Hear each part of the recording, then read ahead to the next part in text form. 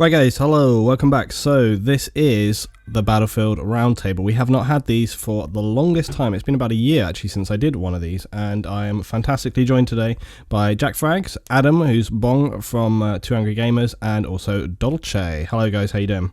Hello. Hello, very good. Everybody's here. So let's just get straight into it. I don't want to waste any time. So I'm going to start off, give one example of Hardline at the moment. We're going to talk sort of around the game. This is something that I think rings true for a lot of people, and it's one that I try to keep reminding myself of constantly this week, and that is that outside of the game, I find myself being quite critical about a lot of things with the game, and I think this is true. I've seen this all over the place, you know.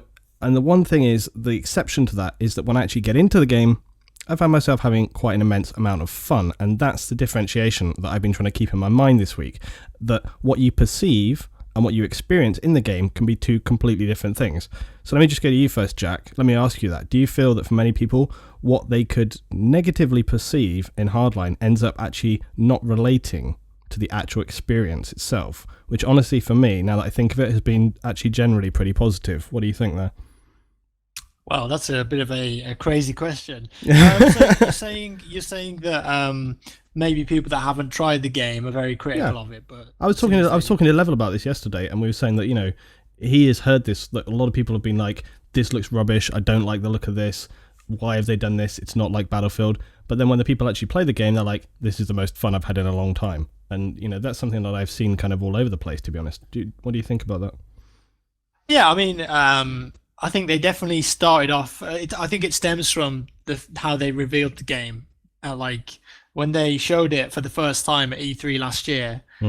It was very much a reskin. Like in the state it looked like a reskin. It was so similar. And yeah, they had a couple of new game modes, but it was like, well, this is just Battlefield in downtown Los Angeles with some new models and it's cops and criminals. It was just a bit weird. Like it didn't really have its own unique selling point. And you know, obviously, first impressions are everything, especially in like the video game world. And a lot of people saw that, especially like diehard Battlefield fans, and just went, "Oh, they're annualizing the franchise. It's just why isn't it a DLC?" So I totally understand that, but unfortunately, that stuck with a lot of people. And like I said, first impressions are everything, and a lot of people just won't give it a second look in because of that first impression. But I think, it's like, especially after the second beta, the perception of the game has changed a lot. When more people actually started playing it, were like, "Oh, okay, right, this is actually a bit different to BF4. Yeah, it's not as tactical and strategic, and it's a bit goofy. It's a bit more." Carefree, and there's no tanks, no jets, no attack helicopters. This isn't military. It's very much in the streets. You know, it's like cops and criminals. That's what the game's about. And the more people play the game, yeah, I think they will actually see that, you know, this game's a bit of fun. And I agree, like it isn't massively different from Battlefield 4, and I can totally understand how some people still say, "Oh, it's just a mod or a reskin." But if you actually play it, you know, and the fact that there's a single player campaign as well, all the multiplayer stuff, it can actually feel quite different at times. I think I've been saying for the last 6 months that all the haters, or at least a good proportion of the haters, will drop off after they've actually played it. And I was so glad that the last beta was a completely free beta. You didn't need premium. You didn't need to own Battlefield 4. You could just play it for free. They had a fair amount of like new content, 2 new maps that people had never seen, well, never played anyway. And I was glad that I could see in our comments on our videos that the reception to the game had instantly kind of flipped quite harshly now that people had realised, oh, it's actually quite fun. And to me, a Battlefield game isn't military necessarily. A Battlefield game is 30 to 64 players, massively multiplayer, like FPS combat on a large scale with vehicles and obviously a lot of good infantry play. Now, like, you compare Battlefield 3 to Battlefield 4, now forget about all the whole kind of hit reg issues and stuff that Battlefield had. Visually, those two games are the same. Like, and yet people are complaining about Hardline because it's different. Yeah. Well, I don't want to play Modern Warfare 6. You know, and I'm very glad that this game isn't exactly the same as Battlefield 4.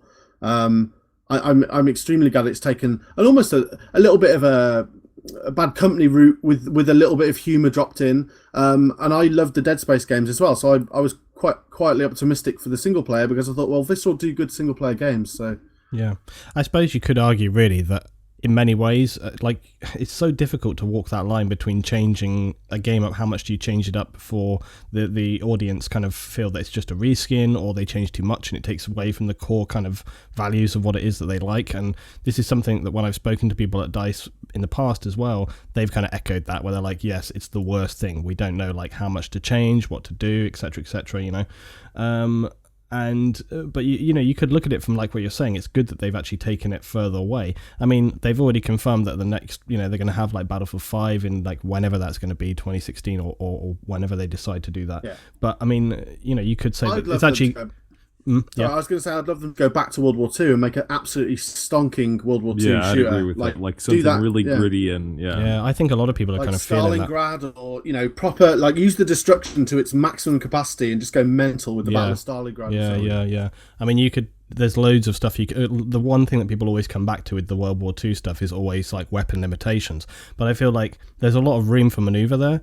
There's lots of in-fiction methods in which you could kind of embellish and go, well, look, maybe this specific unit were very good at customizing their gear, and so therefore they kind of use their ingenuity to build on and add things. And so there's different ways that you could explain away like how you could bring different things in there. Dolce, what's your sort of viewpoint with this? No, yeah, I definitely agree. And to go back to like Hardline, how people started hating on it and saying it was just a reskin and stuff like that. Like, I'm glad that a lot of people sort of made the switch and said, like, you know what, this is actually a solid game, and it's not just a reskin of Battlefield 4. And to me, it always felt different from the very first beta or even from the trailers that I saw. And when I actually played it, and now I even played a bit of the campaign as well, I've really come to the realization that this is something completely different, and it's a very stylish Battlefield. I think that's how I would describe it. As a very stylish game, and even the gameplay mechanics. It's like they took all of the bad stuff out of BF4 and just that's Hardline, and just added good stuff on top of it. There's still some minor issues and things that I don't really like in the more competitive modes and stuff like that. But I mean, that's just tweaking, and those are just values that you can tweak. Those aren't necessarily like major game breaking issues, basically. Well, I think what the Battlefield franchise has shown over the last, at least definitely over the last 12 months, is that they are very willing to listen to the community, and they're very willing to make changes based on user opinion. I think they've gone much further in that direction than they had in the past. I mean, they always said that they used to listen to the community, but I think they started to realize how big of an impact that was, and that's why we started to see stuff like the CTE. That's why they had the forums open. They'd like listen to what everybody has to say. Some people actually. Let me ask you this, Jack. Right? I mean, because you are someone who has been involved a lot with the kind of game changers and people going over and talking. Now, I think pretty much everybody here has been to some kind of event, for EA or whatever through the course of the last year when we've been over, and everybody's been able to have the opportunity to give feedback. Now, let me ask you this, Jack. Right? A lot of people that I have seen say it's unfair that YouTube producers maybe get the possibility to give all this feedback, and they're like, well, hey, these guys are giving feedback that doesn't represent me. What would you say to people that have that opinion? I understand where they're coming from, because luckily for us guys, we've got like YouTube channels or Twitch channels, and we've it's very easy for our voice to be heard, right? Yeah, sure. But I think with that comes a responsibility. But I am on Reddit and Twitter and the Backlog forums every single day, reading everything. So I feel like I've got a pretty good idea of what the general zeitgeist is within the community and the important issues. And I think most of us do as well, because we're all addicted to fucking social media. We're on it all the time. Yeah. So if and I totally understand where they're coming from. They just see us and they go, well, you're only going because you've got this many subscribers. But it's not true. The people that are there at these events, some of them don't even have YouTube channels. They just love the Battlefield series. And all of us here have played every single Battlefield game. Yeah, there isn't a single one I haven't played. Like I was there when I was 12 years old on Battlefield 1942. You know. Yeah. And then plus all the extra experience. Everything. Plus all the extra experience people have from a lot of other things. I mean, I think that most people that kind of involved in like doing YouTube in a significant way usually have some kind of other background as well on top of that. You know, there's a lot of people got all sorts of different ranges of experience. I mean, like Jack, you've got all your obviously kind of competitive aspects. So, you know, I have got stuff with MMO that I used to do in the past. And I think when you have that kind of huge grouping of experience, it all kind of comes together.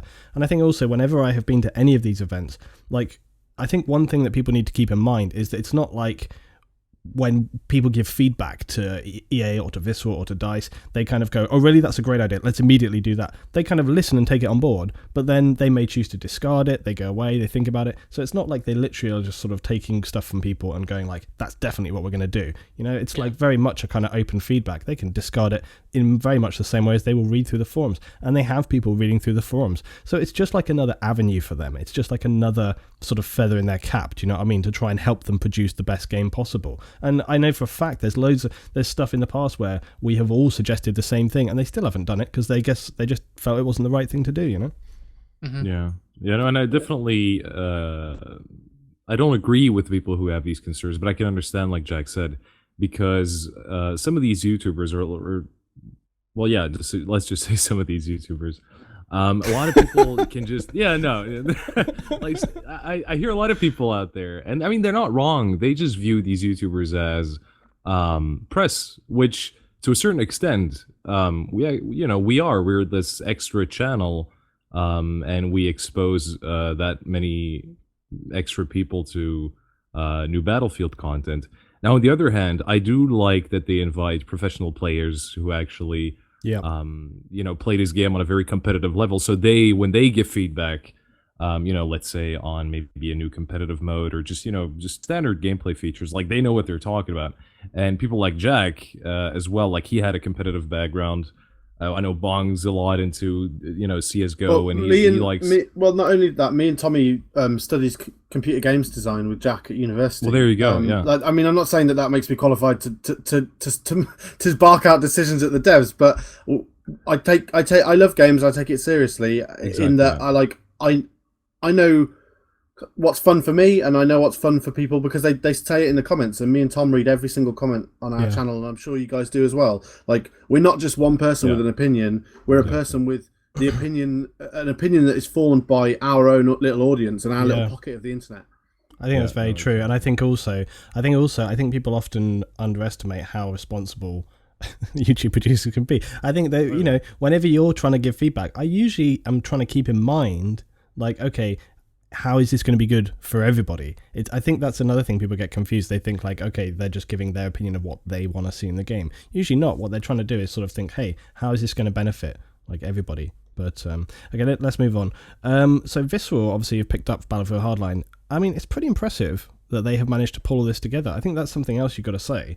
Like, fair play to them for like really pulling this out, because it must be pretty difficult to pick up a franchise like Battlefield. I mean, talk about being given, it's a pretty heavy thing to sort of pick up and run with. And they've not really sort of tackled a title like this before. I mean, Adam, do you think that's pretty impressive that they've managed to sort of pull something together, especially in the time that they had available? Because I don't think they had like a significant amount of time to sort of run with this. 3 years, wasn't it? Yeah. 3 years, yeah. But still, to get to handle with an engine and take on a completely new franchise that they haven't dealt with before, like that. I mean, at least with DICE, they roll from one to the next, right? So they kind of have that all in mind. But to pick up somebody else's game it's obviously not.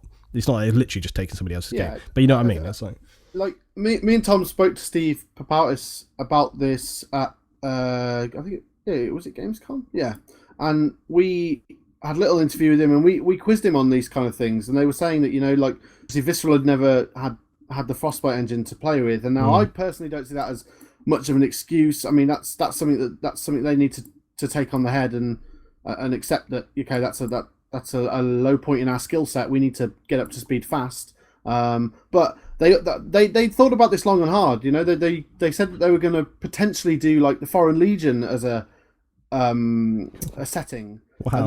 And also maybe even like the American kind of the Revolution and stuff. And they played with so many different ideas, and then they ended up with Cops and Criminals. But I do think they've put a lot of thought into it, and they've worked their asses off. But yeah, I mean, getting to grips with the new engine is difficult, but it's got to be done if you're going to make a game that is obviously Battlefield, and Battlefield's on the Frostbite engine. So that's something that not much pity from me for that, but obviously it would have taken time. It obviously would have taken time to learn. Jack, do you think they've done a good... Jack, sorry, let me just ask Jack. Do you think they've done a good job with it, dude? Do you think that you'd like to see them, maybe go on and have another crack at it with another game, like later, years in the future? Yeah, I mean, from a technical standpoint, I think they've done well with the engine, because everything I've heard about the Frostbite engine is that it's a bit of a mess. Like, the code and the logic in it doesn't really make sense. Yeah. And I think you can see that Visceral aren't as experienced with the engine if you look at some of the maps and the amount of destruction in particular. Yeah, I was going to come to that. Yeah, I know that in terms of game design, some things aren't destructible, but if you compare some of the Hardline maps to the BF4 maps, the level of destruction is really night and day. And I think that is that is because of a lack of experience with the engine. So maybe if they were to do like a Hardline sequel or something, I think it would be on next gen only, which would be a big factor, because obviously they're petering to the 360 and the PS3 still, which kind of sucks. But so if it was a next gen game, they'd have a lot more memory to use there, and also much more experience with the engine. So I think they've done a good job with the time frame that they had. And I dread to think what the game would have been like if it had actually come out last October when it was supposed to come out. Yeah. So they made a good decision in delaying it. But definitely, overall, I think the multiplayer game is a lot of fun.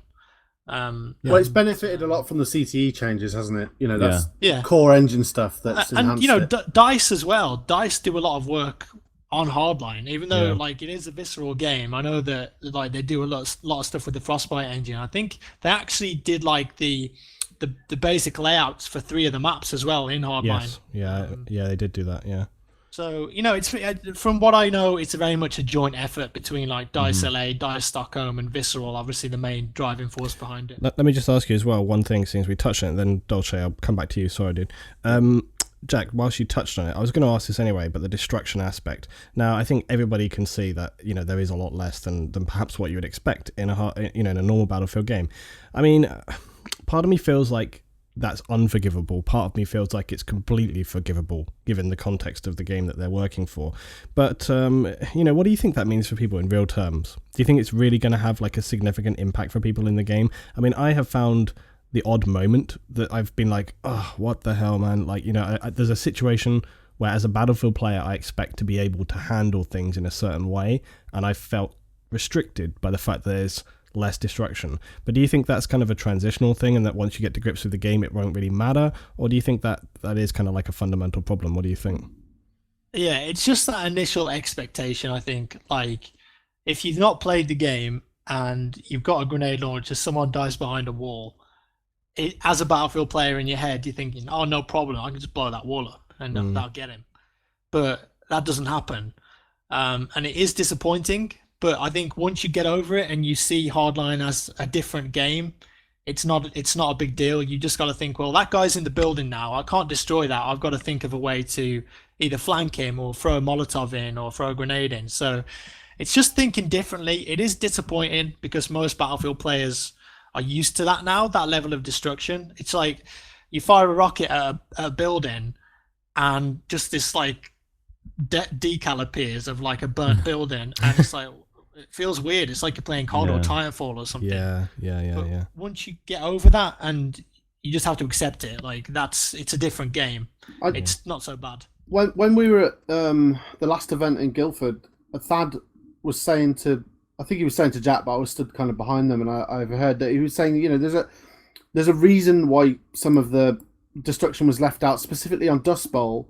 The motel in the middle, they specifically wanted that to be a part of the map which formed a barrier, so you couldn't see directly over the map, and it would mean that the cars in Hotwire would have to drive around it in circles, which would kind of keep the tempo of the mode. Now, how much I say, okay, that's credible or not. I don't know, but from what Thad told us, obviously him being the lead multiplayer designer, he said that there are specific gameplay reasonings behind why certain areas weren't destructible. There are reasons for that. I mean, I know for a fact there are. I mean, for example, on Downtown with the Blood Money, where you pick up the cash, some of those walls around that building are not destructible when they look like in a normal Battlefield context they would be destructible. The reason they left them non-destructible is because they didn't want people blowing them up and then sitting on top of buildings. Yeah. Well, no, but they didn't want people sitting like across. You think about where it is. They didn't want people sitting at those other positions, kind of around it, sniping in on people who are trying to pick up the cash, because that would be super annoying. You sit there to pick up the cash, bam, headshot. You know, they didn't want that happening. That makes sense. But in some other contexts, I feel like this feels like a little bit of a kind of excuse, you know. Yeah. But I mean, at the end of the day, I don't know. There's always some situations where you don't have destruction, and it totally makes sense to improve that gameplay, and I'm absolutely fine with that. But other times you're just like, man, this is super irritating. It's like, it's a freaking, you know, I guess where I would be with this is like, if it's so significant that it has to be non-destructible, at least try and make some kind of in-fiction thing there. Like, make those base walls concrete or something. Make them look like they shouldn't be maybe destructible. You can get away with that. But when it's like a chipboard wall and you fire like C4 at it or RPG, it's like, come on, seriously. Dolce, come on, let's come to you. Houses in Dust Bowl, for example. It's Yeah. they look like you can blow a hole in them, but you can't. That's the thing. There was also one spot on Derailed. I was driving the B point, the big semi kind of fuel truck, going top speed, turned a corner thinking, I'll just smash through this like railing, and I stopped dead and I couldn't destroy it, and I was like, oh, for fuck's sake, you know, that really feel pissed me right. off. No, yeah, And the trees as well, like on the swamp map, Everglades, you can't knock the trees over. They're like a fucking concrete wall when you're in a car. It's And you weird. see, this is the problem. It's not so much even always about, you know, destruction from a tactical point of view. Sometimes it's just very much like an in-fiction thing. You know, it just takes you out of the game. And that's actually that was one of the best things about Battlefield in general for me, was that it always pulled you into the game. It immersed you, the feeling that everything around you is kind of destructible, and it makes it feel more real. And then when I have gone to other titles, I mean, Medal of Honor was a classic example of this, where people could hide behind like almost a cardboard box or something, and it's like, yeah, you're completely, you know, nothing's going to get through that. And it's like, it kind of takes you completely out of the game, and you suddenly become very aware that you're in this kind of like, you know, sort of cardboard box world. And whereas with Frostbite and Battlefield, the whole point was it's so destructible. It makes you feel like you're not safe. It makes you feel like I can do whatever I want to because I'm in this sort of universe, you know. Dolce, come on, Visceral and Destruction, what do you think? Yeah, to quickly touch on the Visceral stuff, I was really surprised by how good of a job they did. I mean, if I was whoever was representing Visceral in that room when they had that talk, I would have shat my pants right there to take on such a job. But they did a wonderful job with it. With the destruction, it really is a disappointment. And I think, like you said, that Thad, and like Bong said, that when Thad said, you know, we need to have these key points on the map, they can't be destructible. Like that is actually a legitimate reason. And I understand that, but like Jack said, like all those little houses and shacks, like even some of them are just made out of wood, and they don't blow up. They don't do anything. They just stand there, and you can destroy them.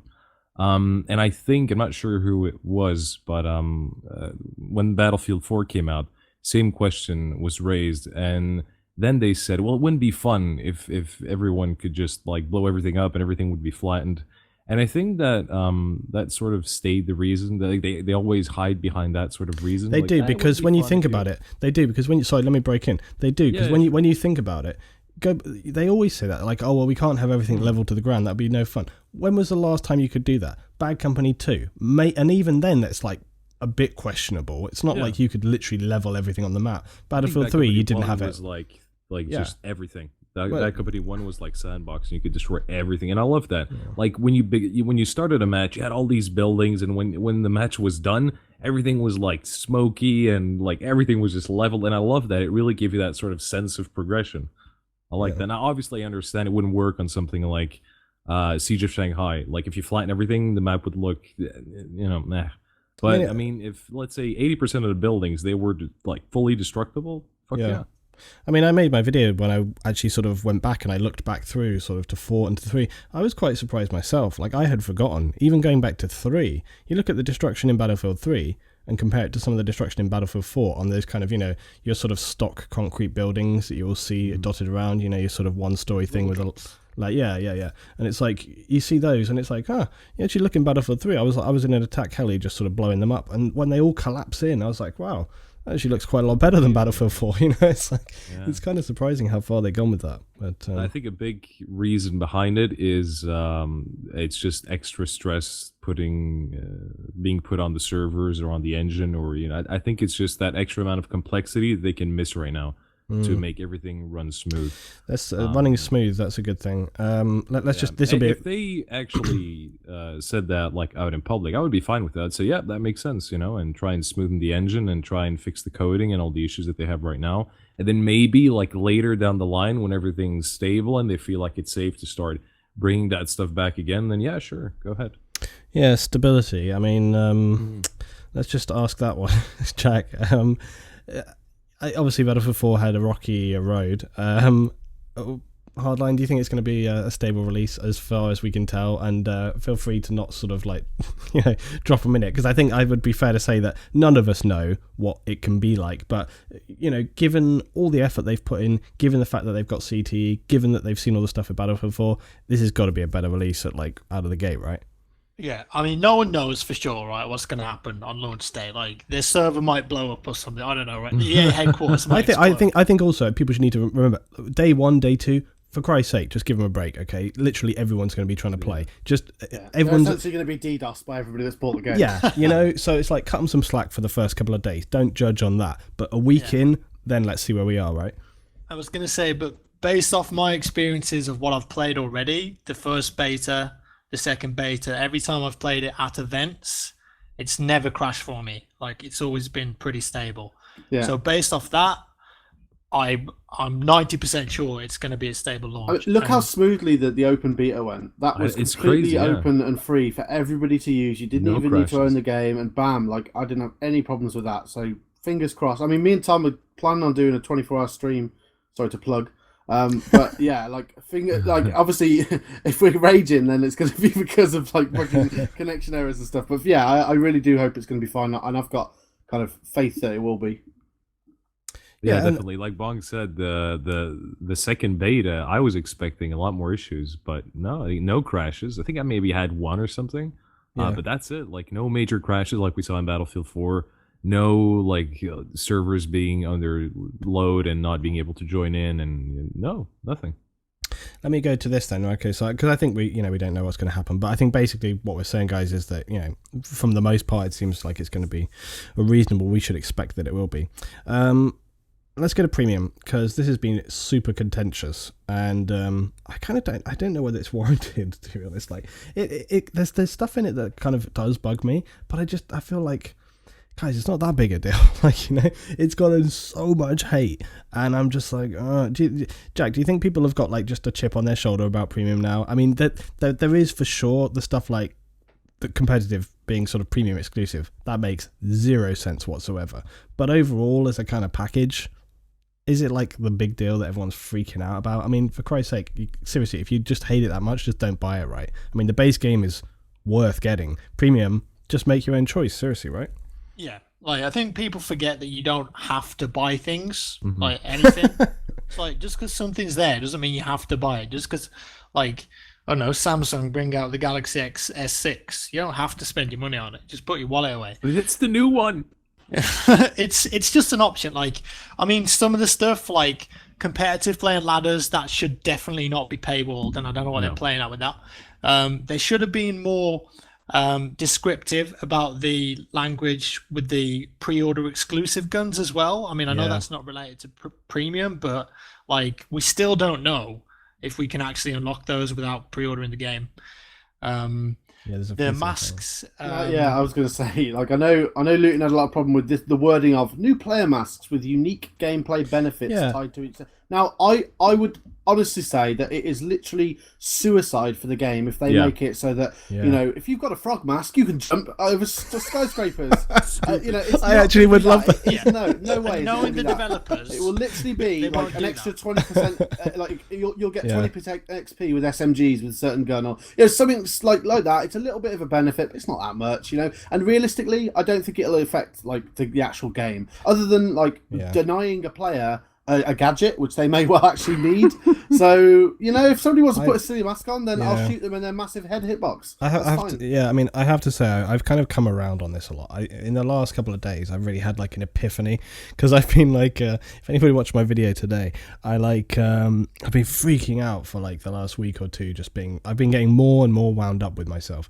And then I just kind of got to a point yesterday where I was like, what the hell? Like, what's going on with me? And I just kind of chilled out about it all. And I was like, it really doesn't matter. And it's like the masks and stuff and the Easter eggs they're putting into the game and all these kind of things. It really doesn't matter. It's not going to be what you see in like the majority of your games. It's not going to have like a significant impact. And exactly like you say, like the masks, they're not absolute idiots. They're not going to make something where like you can hit, like it's not going to be like the wolf and you can see people's footsteps so you can track them and stuff, right? It's not going to be that. It's not going to be like the dinosaur where you run around like, actually this could actually be it, that we run around roaring every time you that could be a thing.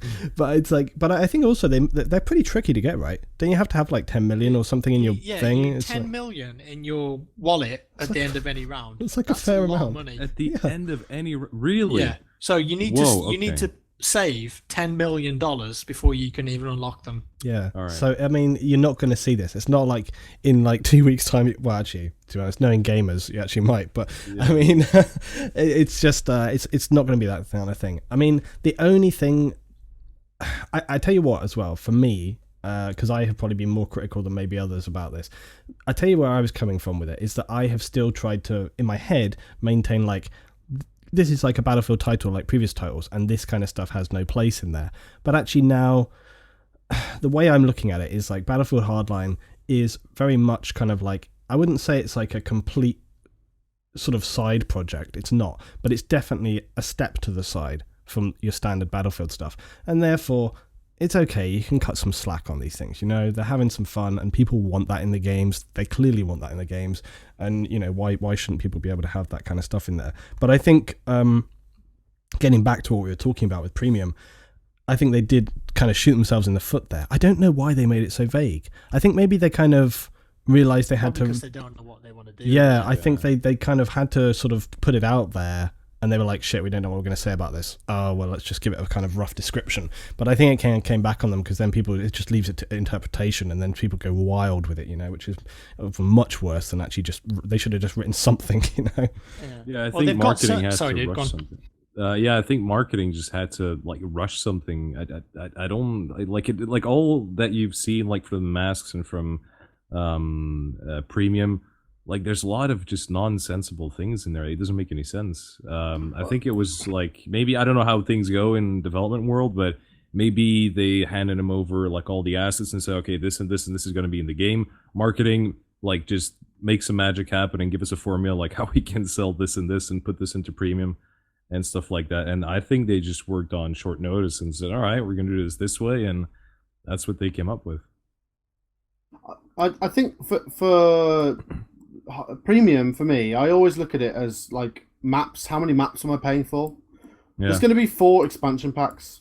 Let's say at minimum they've got 3 maps each. Well, there'll be 4, I think. Well, let's just say it's 3, Jack. Yeah, okay. Right? We'll just stick with 3 right now. That's £3.33 per map. It's $39.99 for the the premium, and just for the maps. Then that's going to be £3.33 per map if there was only 3. Now, if there's 4, let me just do the math. Talk amongst yourselves. Well, I mean, I think it's a good. They've not said anything about weapons in the DLCs. I mean, Jack, do you think they're going to go down that route, or do you think they're kind of happy with it and they're going to stick with it? Because I mean, they've been very careful about sort of balancing these things. They've got to do it right. They will, because some of the complaints about Hardline is that there aren't enough guns in it. So they'll definitely add more guns. Yeah. Just please no bullshit gadgets like the UK. True. No, I want shoulder-mounted MG launcher. I want to ride an elephant. Yeah. No, so if it's £2.49 if it's 4 maps per expansion, and there's 4 expansions. So for £39.99, I'd pay that. I don't care. I think a lot of people would. For a brand new map, £2.49. I mean, how many? If you're enjoying the game, iPhone do you download for £2 or whatever? How many? It depends on how much you like the game and how much you play it. Like me, I'll be playing it a lot, like every day, especially Hardline. I'm really into it. I think if I have to pay that amount of money, I'll pay it because I really enjoy the game. I see this all the time, and do you know what? I saw this also with Evolve. People, to just go kind of slightly off topic there, but a lot of people, I mean, Evolve is kind of a curious game in sort of where it's come from anyway. But the point about that, a lot of people were kind of questioning sort of the value and the pricing of some of the stuff with that, especially like the DLCs, right? The key thing with Evolve was looking at the DLCs, and people were going like, hang on, I mean, why is this extra monster or whatever priced at X amount? And I think a lot of people, again, in the gaming world sort of seem to kind of have a bit of a misunderstanding, a bit of a miscommunication about what you have to buy. I mean, whenever you purchase anything, you mentally put a value on that. And if you don't feel that it is worth spending that money on, then mentally it's like, that isn't worth it. You don't have enough of an interest to want to purchase that. And it's like, but if you really want it, then you will spend that money because you want it that much, you know? And at the end of the day, all of this stuff is luxury stuff. You know, this isn't essential to your life. Cosmetic. Yeah. Well, no. But what I mean is, in general, games and so on and so on. It's all. You know, it's not essential to your living, and therefore it's kind of a luxury expense. Therefore, you can either afford to spend it because it's something you would like, or it's not. And it's like, if it doesn't meet your sort of expectation of kind of how much value you place on it, then you're just not going to get it. So if in a certain amount of time you have played Hardline for a while and you're enjoying the game a lot, you will look at the DLC and you think, hey, yeah, you know, I'm enjoying this game, I want to get that. Well, if you're not enjoying it enough to feel like it's worth buying, then you just won't buy it. So what's the problem? You know, Bongeh did a brilliant video that surmises this whole thing, and it was about the order, and he basically said, how much money per hour do you accredit to entertainment? Yes. Video games are entertainment. Now, I know for a fact I'm probably going to play Battlefield for hundreds of hours. Yeah, and, you know, like, how much do you pay to go and see a film? And how long does it last? Yes. I mean, I paid £8.30 an hour to play The Order, and I felt ripped off. But you see, that's interesting because that's your own value. And that's what this whole thing is. It's like, I might play it and have a really excellent experience, and I'd come away thinking, damn, that was totally worth it. But for you, it's not. And that's the whole thing, you know. It's like, it's different people, you have different perspectives on stuff. And I mean, the other thing with that is fuck it, I've lost my train of thought. It doesn't matter. Jack, what do you think about sort of values of stuff? Well, I mean, like, premium for Battlefield players, in my opinion, it makes sense, because if Battlefield's your game that you play all the time, you buy premium, you get all the DLCs for cheaper than you would if you buy them individually, plus some extra perks on top. So, for Battlefield players, like, from a cash perspective, it makes sense. Like, you actually save money in the long run, and you get some extra shit as well. So, it's your choice at the end of the day. The first expansion's not coming out till the summer anyway, so don't worry about it. Just don't buy it until then. Yeah, exactly. Like, if you can't afford it, don't buy it. Wait till later. There's not really, it's not pay to win or anything. You're not going to get any major benefits from not buying premium. Like, like right now, like, it doesn't. You get access to double XP, and premium exclusive events which aren't outlined. So, I don't think people can really complain in general about either whether they want to pick up the game or even the premium stuff, because they've had 2 betas, and they've had 2 for a reasonable length of time. And think about how much content is out on YouTube and people reviewing stuff and talking about it and streaming. I mean, people have had more opportunity than ever before to actually look at the game and judge for themselves. You know, and it's like, I've seen this before. People criticize games, and they, you know, especially when you do sort of like day one review bullshit, which just doesn't happen so much anymore, where people are restricted to talk about it until release. That doesn't really happen that much. But with this game, I mean, people have had more than enough opportunity to try and look and listen and make their own evaluation. I mean, if you pre-ordered or you purchased the game and you come away from it feeling like, oh, I seriously hated this game, well, look, in my opinion, you just made a bad decision. Seriously, it's like you have had ample opportunity to come to a conclusion yourself about whether or not it's worth it. So I hope we don't see loads loads of people sort of coming with that kind of point of view, because, you know, from my perspective, it's on you. You make a choice about it. If you're not sure and you feel like, I don't know if I want to spend my money, seriously, just wait. I mean, like you said, that the DLC is not coming out till the summer. There is plenty of time to just leave it a week or two, and, you know, then see whether you want to get the game. It's not a big deal, seriously. I think a lot of it comes down to like all the negative comments and bad press. It's just like bandwagon trolling and like, you know, 60 or 70% of these people that are going, oh, it's a reskin, oh, I hate it, it's a piece of shit, they're going to buy it. They'll be playing it on day 2. Okay, let's go on. Complain about it. Yeah. Game modes, guys. Game modes. There's a couple. I mean, they've actually changed it up quite a lot. There's actually two things to come out from this, right? One is that they've obviously changed up from, you know, what you normally expect in Battlefield, what they've got there. So we've got like Heist, Rescue, Blood Money, Crosshair, Conquest, and Team Deathmatch. Now, Conquest is, and they said Team Deathmatch, but Team Deathmatch is not really a classic Battlefield sort of game mode in my opinion. But Conquest there is obviously pretty much the only one. The rest are all new. So I mean, that can be viewed as a positive or, you know, a bad thing, depending on if you're like a really hardcore sort of old school Battlefield player. I actually think that within the context of what they're doing, it makes a lot of sense, because a lot of the sort of Battlefield game modes are militarily designed, so therefore it makes sense to have something like Blood Money, where it makes a hell of a lot more sense in the context of what it is that they're actually doing. But also it does seem that they have sort of tailored the maps a lot more to the game modes, especially when it comes to things like Heist and Rescue, and player count as well. And I was very pleased about that, actually, because I have been waiting for them to have the balls to do that for quite some time, you know. So there's a hell of a lot going on there. Adam, what do you think about this? I mean, there's, like I say, there's the tailoring of the maps. So, like, for example, Hotwire only plays out on some, and the different map sizes, and then the constrictions. Yeah, go on. What do you think? I really like Hotwire. It's a very different change of pace from standard Battlefield, and it actually has made me really enjoy getting in a vehicle in a Battlefield game again. I hate vehicles in Battlefield 4 now, because I'm sick of instantly getting in a vehicle and exploding. I'm sick of it. Like, and with Battlefield 4, there is really only one game mode, which is Conquest, because Rush is AIDS and no one will play it, because all the maps are broken and they don't work with Rush, especially on 64 player. Like, that's just my opinion. Obviously, you guys might think differently, but I think you're right. But for Hardline, every game of Hotwire that I've played, I've enjoyed. I have a few qualms with Heist, but it's towards the end of when you've only got one bag left and there's one like escape point left, and all the police just camp it, which obviously they would, but it becomes Metro 64 player, like, you know, meat grinder simulator, which for me isn't very fun. Yeah.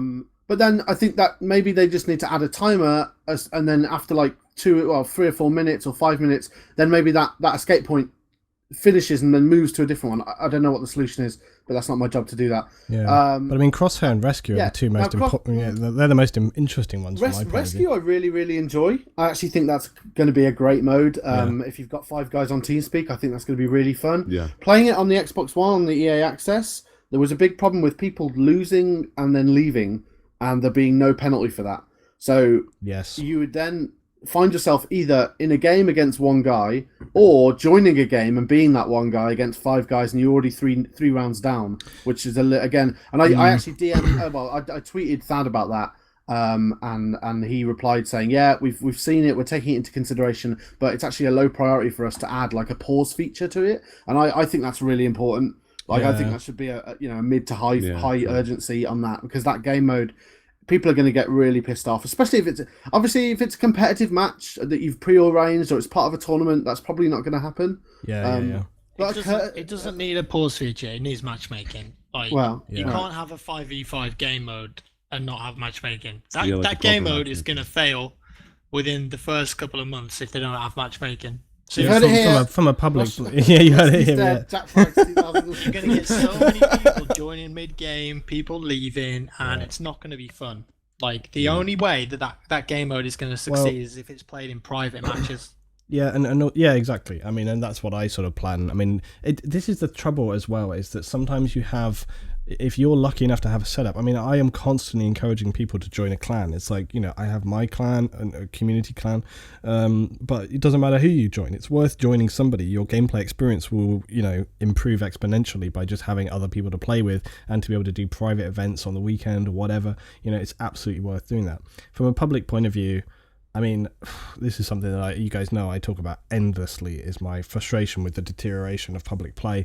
I think there's not really anything can be done about it at this point. I think, from what I have seen, I mean, they've made some effort to kind of mention these things, but I think it's almost kind of a moot point right now. I think it's kind of gone beyond that now.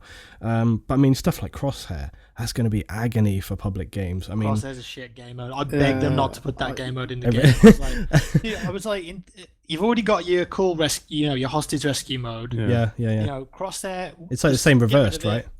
Put something, you know, something else in, maybe like domination, or if you want to do a different competitive game mode, try and have a proper crack at something like Diffuse. Yeah. It didn't even work. That was very frustrating in BF4 because actually, I'll tell you what, here's the thing. It does bloody work, but it only works if you do it in a private environment. Because I did some live streams where I got my clan together and I set in stone like some rules for the guys, and I was like, hey, you got to do this, you got to do this, you can't do this. And of course, because it's the clan, they all stick to the rules, and bam, it was flawless, and we had like epic gameplay, and everyone came away from that stream being like, that was the best thing we've seen, you know. But you're never going to get that in public games, and it's like, this is where I've come from before. I mean, it's kind of, it almost links in with the kind of whole, how many people do you have on the server and whether they restrict game modes to quantities of people to make the game mode work. I feel like the trouble as well, this is kind of a more general point, but it links exactly into this, is that with the Battlefield franchise, they've always had this thing of kind of, you can do whatever you like, you can play like this, you can play like this. I feel like sometimes if you're going to put something in there, like Rescue or even Crosshair, you've got to put the hammer down and say, like, this is the rules and this is what you're going to do. If you want to play in a different way where it's kind of more free and open, go and play those other game modes. If you want to come and have some serious games, play like this. I feel like that needs to be the way it goes, because otherwise it's just, I mean, it's great if you can have private games and get people together, fine. I mean, it's always going to work in that situation because people aren't going to dick around, but from a public game I just don't see how it's going to be practical, you know. I feel like in-game VoIP for Crosshair might have been cool. Yeah, well, it's got VoIP. But, well, is it? Is it any good? Like, I didn't notice it. But the problem with Battlefield games and competitive, for Battlefield 3, Battlefield 4 and Hardline is, from a public standpoint, people don't have the opportunity to get into it because there isn't stuff like matchmaking and there isn't ladders and competitions. Like, they've got such a good opportunity to incorporate that sort of stuff and introduce public people to these cool, like, CSGO style 5v5 game modes, which can be really tense. You get a team together, you work out some tactics, you have a really close game, and then you rank up the ladder or you lose and you feel, you know, dejected. That's awesome. That's what competitive gaming's about. But you can't just have those game modes as just public servers. You need a matchmaking system for them to work. Yeah, plus they have the platform for it. I mean, they have Battlelog. That'd be great to see that being integrated with Battlelog as well. It is a strange thing why they don't. I mean, it's like you go to the effort of designing a game mode which suits it, but then you just don't do the extra stuff which is going to actually make it work in a practical sense. But and two of those game modes in as well will make, you know, such a, like, they made a big effort trying to get it out there into the public. I mean, here's the biggest problem with something like Crosshair. I was actually watching Pine Star's video today, and he was talking about Crosshair, and this is exactly, he was like, I've played some of these rounds, and here's what happens. The round starts, the VIP guy doesn't realize he's the VIP, he runs straight down the middle of the map, he dies, and the game's over in 10 seconds. That's it. And it's like, okay, that's quite a problem, you know. It's like, that's not a small thing. That's what Crosshair is like, though, for everyone. Yeah, right. What would you say, Jack? Like, what would you say is what makes Crosshair so shit? Because I mean, I've seen a couple of videos on it, but I haven't played it, and like, I'm one of those people that I have to play before I understand it. It's VIP mode from CS, like Half-Life 1 days, and there's a reason nobody plays it anymore. That's it. It's just a bad game mode. Like, the person who's VIP, especially if they're new, they don't really realize what's going on. And then the problem is with Battlefield games as well, the spotting system. Like, the second that VIP gets spotted, the entire enemy team, all they have to do is just send all their bullets in that direction. They're going to kill the VIP. Yeah, but it's even worse than that now, because it's not even a case of spotting. Let's not forget, you can interrogate them and then they all pop up. So all you have to do is grab one guy, interrogate him, you know exactly where they are, and then it's just like bam, bam, bam, and it's like, it's just it's not thought through, you know. The game mode ends so suddenly as well. Like that's the problem with it. It'll be like 10 seconds in, and then it's like VIP is being killed. What the fuck just happened? Yeah, I think it needs like a delay of about 15 seconds so you can actually see the kill feed and actually understand what's happened. Like sometimes I was the VIP and I got out and I thought I was dead because I ran forward into the bit where you have to escape, and then it went ding, and then I was like, what the hell? What's going on? Yeah. Okay, let's go on though. Let's go to something like Blood Money, because I actually really enjoyed it, and I actually thought this was quite a smart game compared to those other ones, because it encourages. I mean, from a let's not talk about private matches, but from a public point of view, I mean, when we played Blood Money on the betas, there were times beta 1 when to beta 2 much better. Like the amounts of cash that you can hold are much better. I think it slows down the game a bit because games were ending in 3 minutes. Yes, that's what I was going to say. Was that some of the rounds that we played, it was like you get a really competent squad, so it'd be like just my squad playing or whatever, and it's like, hold the line, bam, take them, don't let them get anywhere near, and you've done it in minutes, you know. So that did need to change up. But I think just from an actual kind of push-pull mechanic, I like that. I like that it's not just a case of collection and get it back. I love the fact that you can steal, because it's kind of, it somewhat has a capture the flag mechanic going on there. It somewhat has a kind of domination conquest mechanic going on there. It's all kind of mixed together. I actually really like it. I think it played out really well, and I think it'd be interesting to see how it plays out across different maps. I think it's going to provide some, it's one of that and Hotwire are the two kind of things that I'm kind of most interested in. I do like the 5v5 stuff though as well, so that would be cool to see. Jack, I mean, Blood Money, your thoughts? Yeah, I mean, I really like Blood Money. I think it's cool game mode, and like for your average Joe player who just likes playing Battlefield, it's very easy to understand what you have to do. Yeah. Like it's not super complicated. You don't just get one life. You go get the money, you take it back. You can steal money, you take it back. Yeah, it's cool. It's just an evolution of capture the flag, like you said. I like it. Heist is cool as well. I just wish for a bit more variety. And Hotwire mode can be like a lot of fun. Heist is going to be an interesting one. I want to see how well that develops publicly, because the beta seemed to be, yet again, it's like if you have one squad that's competent, you'll wreck them. So I'm curious to see, like, give it a few weeks and see whether people kind of get their act together on that one. Because I think as well, like, it's the kind of game mode where if you were just playing with 2 or 3 people, like you just got your buddies or whatever, you can have some impact, right? You know, it's like even solo play, if you're a good sniper or something, you could probably have some kind of impact on that. But I'll be interested to see sort of how that changes up, because the beta ones didn't play out very well for us. It was very kind of quick rounds.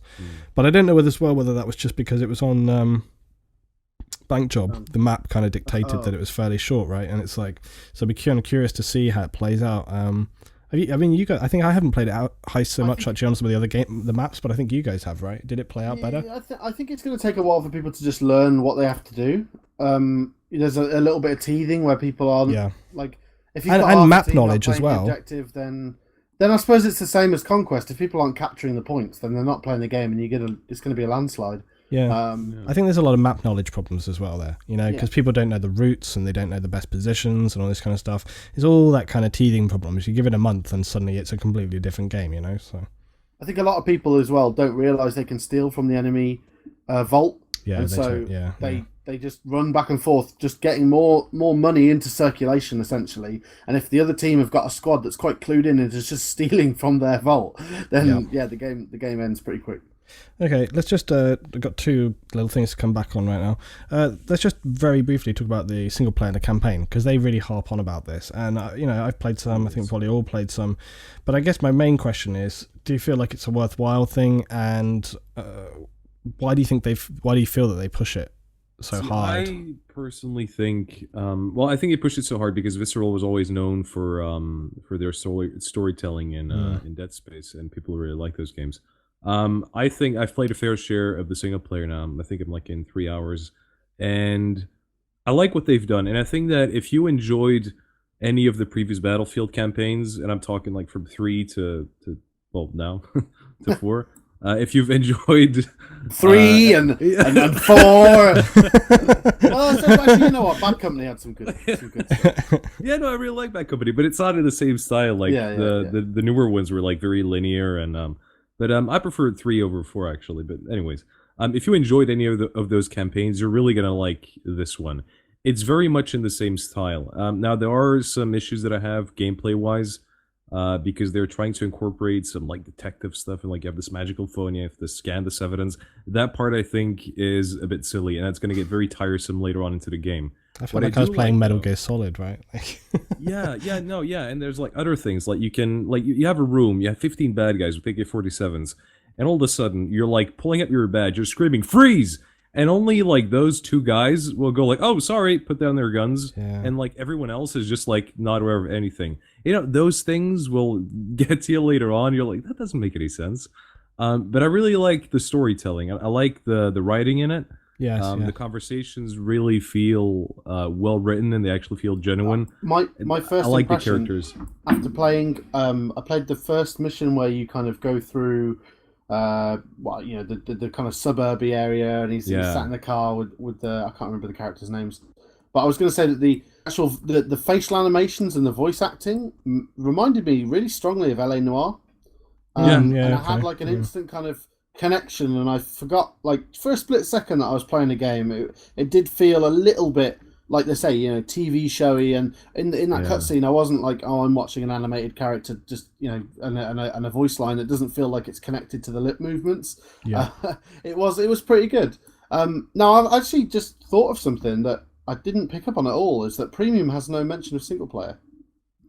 Like, are they not? I thought that they were going to do, seasons of single player content. Oh, episodic. Yeah. And maybe they're just holding back on that as something that they don't want to reveal in case they don't do it. I don't know. I'm gonna have to cut this out of the commentary now. No, I haven't. No, but I haven't. Hashtag unconfirmed. Like, I don't think they've said that they are or aren't doing it. I just think that I thought that way early on. I thought that was the intention. I think I remember vaguely hearing that way early on as well. Because it says this season on Battlefield Hardline. I don't know. I just think, was it not their intention to do that? But I don't know. Jack, single player. Maybe they're waiting on reception for the first, for the full playthroughs of the first season. Yeah, where they're going to release it on Netflix or whatever. Right. Jack, single player. I've actually completed the single player. Bloody hell! Jesus Christ! No wonder Jack's so tired. He's like staying awake 24/7. I'll put it off on 17th. So I'll put it release time. So, in terms of story and characters, it's miles ahead of Battlefield 3 and Battlefield 4. Like, there's so much more character development. You actually sort of give a shit about some of the characters. Not all of them are perfect. It only lasts for about 5 to 6 hours. The whole stealth mechanic, like, it's cool to begin with, how you can just go up on a group of bad guys and like pull out your badge and go freeze. Yeah. But the problem is you don't have a limit on that, and you can literally go through the whole game just going freeze. And I just can't believe that none of these like hard ass cocained up to the eyeballs criminals ever go, fuck you, and just start shooting. Yeah. And their mate, who's 5 meters away, doesn't hear you go freeze and then go, wait, don't fucking arrest me. It just doesn't make sense. It should be like the first guys you grab, and then maybe it triggers the rest off, and then you can't do it after that point. Well, there is a mechanic with a certain amount of people, isn't there? Like, so if it's you have to like keep aiming. 2, yes, 3, and then the one guy might go and reach for his gun or something. No, it just that doesn't happen. It's right at the start, and it's a scripted event. Oh right, okay. But it's like, and also there's like, I arrested the same guy about 20 times. Like, they need more character models. Seriously, they really do. Like, it's like, I arrested you in Florida last month. What are you doing in LA? It's like, don't keep coming around, man. Go back. Like, the second half of the game is a lot better than the first half. It gets more exciting and varied, and there's some really cool sections towards the end of the game. It's a lot better than Battlefield 3 and Battlefield 4 single player, but it's no Last of Us or Bioshock Infinite. But I'm not expecting that from a Battlefield game, so they've done all right. Cool. All right, let's come up to the last thing, guys. That's the classic weapons. The weapons have been pretty interesting compared to sort of say 4 and 3, to be honest. namely there's the lack, there's been far less weapons, but they've been characteristically more unique, and I actually think that's a really good thing. I mean, when I spoke to them in the past, one of the things that they were bringing up was we actually spoke a little bit about like Call of Duty 4. I mean, Call of Duty 4 for me was probably the most kind of classic I can think of in terms of weapon characteristics. In that game, like I felt like every single weapon I knew how it handled in specific situations. Whereas for 3 and 4, there was at least like groups of guns I could put together and be like, these feel very similar. It's kind of like I could use them kind of very much in different situations without it being too much of a problem. But as I say, like COD 4, you think back to that, and I feel like every single weapon there had a very kind of specific feel, specific kind of role almost in which you would kind of feel like you wanted to use it. I feel like they've kind of gone down that route with Hardline. Like they've tried to make every weapon feel much more significantly unique. Now, there are weapons which are kind of absurdly maybe more powerful than others and so on. I feel like they have made more of an effort, though, considered back to the previous Battlefields. I mean, Adam, do you feel that? Do you feel like they've kind of changed it up and it's a positive thing? I also I wanted to throw in here about faction specific and licenses as well. Well, I like the asymmetry. I was okay that you not being able to have access to the weapons if you're playing on the other team. I mean, it works in Counter-Strike. Yeah. And you know what? If you really want a weapon, go kill someone that's got it and pick it up. Yeah. But okay, maybe that was too harsh, and they've got this kind of mechanic where you can grind your way to unlock that weapon. And well, fair enough. It doesn't bother me that much. Do you like that? Do you like the kind of unlocking mechanic now? Yeah, well, I think if you're desperate to be able to use the P90 or something on both teams, because it's the best gun in the game in my opinion. Nah, it's probably not. There's probably loads better than it. But I really like the P90 just because it was fire rate and the amount of, mainly because I miss so much. But I would probably use that a lot, like when I'm on the one side, and then I guess just by chance I would unlock it on the other team. But it doesn't really bother me that I don't have access to it when I'm not playing on. Or it's police. It's a police weapon, isn't it? No, P90 is criminals. Oh, well, there you go. Police get the K10 and the MPX. Oh, okay. K10, yeah. But I would, so I'd like the P90 on both teams, but I'm not going to cry about it if I can't use it. Well, you can if you get the weapon license. That's what I was going to say, licenses, exactly, yeah. Jack, do you feel that kind of invalidates the whole point of having faction specific in the first place? Yes, it does. Yeah, there you go, you see. I just don't understand, like, why say have faction specific and it's like, oh, by the way, but actually you cannot. So, just... I think it's just playing it safe, honestly. And I don't want to say prestiging, but is prestiging, is that going to wipe your weapon licenses as well? Don't know yet. There's no details about it. Because, I mean, I for one, will never be hitting max rank, so it's not a problem for me. I'm still not max rank on Battlefield 4.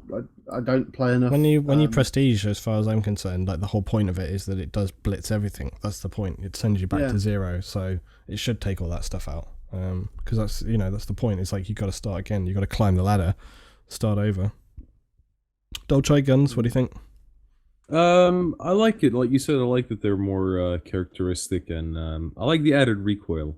I really do. Although I wish that on some guns it would balance that out a bit more, like on the M16. I know they've added some recoil, but I would have liked it to be a bit harder to control, or maybe bring the AKM a bit down. Like balance things out a bit.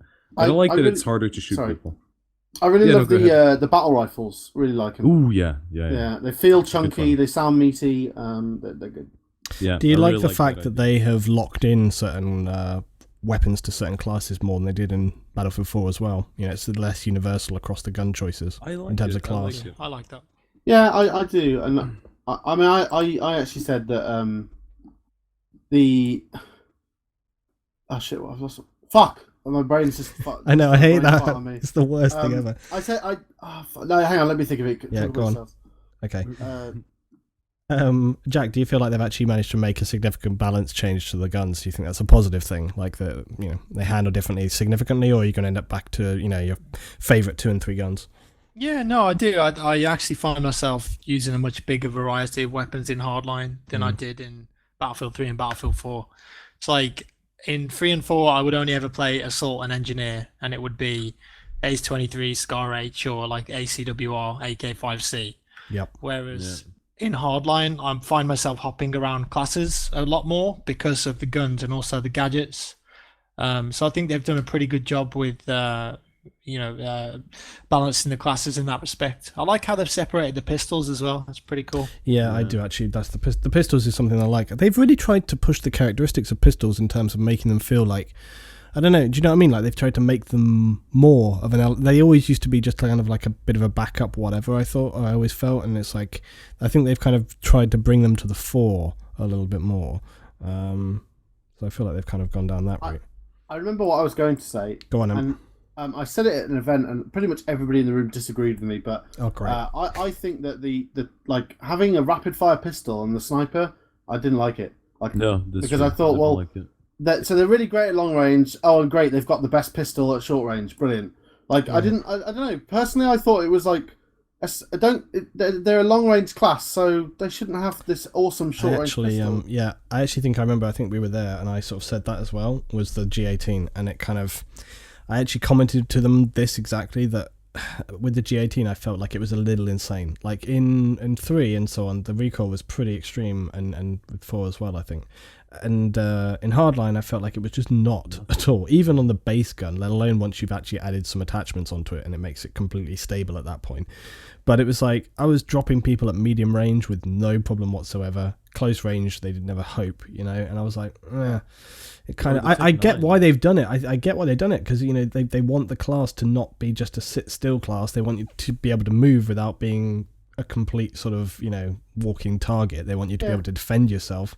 At the same time, I don't know. I don't know. It probably is one of those things where, like, this is exactly, we kind of come right back around to the start. This is exactly what I was sort of saying. This is the kind of thing, you see. You start overanalyzing it and going like, oh, that's going to be a real problem, and I don't like how that is. It's like, that's probably going to come up in like 2% of your games, That exact situation is going to actually have such a minimal. I was mainly bringing it at the point because I obviously, a lot of people know I love shotguns, and I was hearing how much people are whining about the shotguns being overpowered, which they probably were, and I was like, they're going to get nerfed and they're going to be awful again. But they've probably, I was promised by devs that they weren't going to nerf them completely and they'd still be viable weapons. But I was thinking, well, great. Well, why can't I have the Tech 9 for when I run out? Because you don't get much ammo in a shotgun. So if I'm in a scenario where I've killed 3 or 4 people and okay, I've run out of shells now, I actually need to switch to my pistol. And if I've got like that really crappy snub thing, like I'm just not. I'm basically dead. I may as well just try and reload my shotgun in time. I've never kind of subscribed to this thing where people kind of have ultra significant. The only time I really feel like there have been major problems with guns is stuff like the frag rounds in Battlefield 3, where people just kind of absolutely, and it got to the point where you join a server. Like, this is what my definition of when a gun becomes OP is: when you join a server and like over 80% of the people in the round are all using the same gun. That's when it's a problem that needs fixing. But beyond that, it's like if you just see like a couple of guys are getting like 20-1 on a server, well, whatever, they've got that figured out and they're doing well. If people are stupid enough to keep running into the same situation with them, it's like if I see a guy who has a specific weapon tactic, I will go, he keeps killing me in this exact mode, so therefore I need to think how I'm going to counter that, right? It's like when you used to play sort of domination on close quarter maps on Battlefield 3. If some guy's C4ing the flag, well, once he's done it to you twice, you know to put a grenade down there before you start trying to cap the flag, right? I mean, surely that's just part of decent gameplay. So I think people complain too much.